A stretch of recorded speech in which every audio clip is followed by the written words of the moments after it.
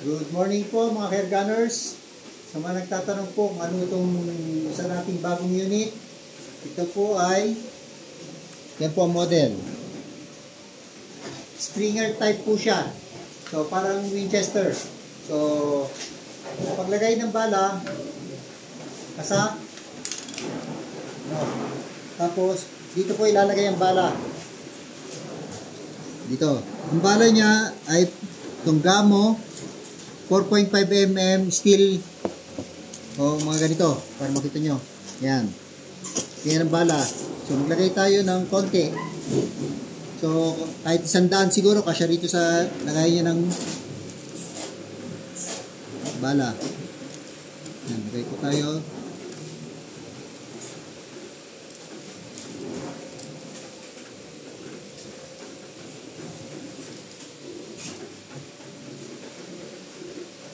Yan, tapos, iba. Sarado lang. Yan. So, ngayon, dito na po tayo. Testingin po natin siya ngayon. So, dito tayo.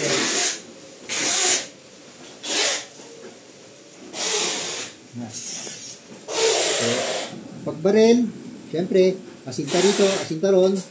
Ngayon po, babarilin natin yung lata. Natin, kapag pumasok na yung bala, hindi ata pumasok ha. Buwan ko una. May safety. May safety rin po siya. Ito. So, press lang. Ayun. Ayun, tinamaan. Tinamaan. So, ulitin natin. Kunin natin ngayon yung velocity ng bala. Tutok ko. Ayan. So, sintayin din lata at yung velocity. Ito, nasa ko na, hindi pa, no? So, kasaulit natin. Okay. Sa lata. Ayan, tinamaan.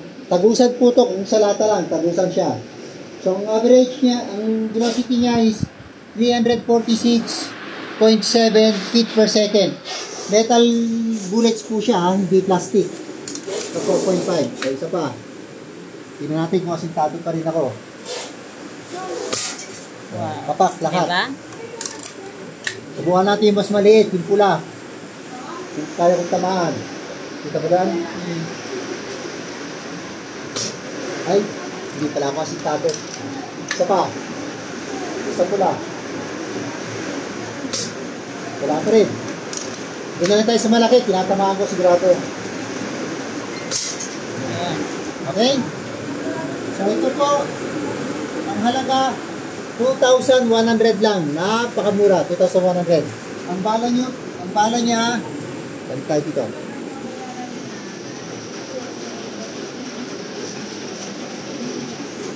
Pwede kayong bumili ng Gamo worth 765.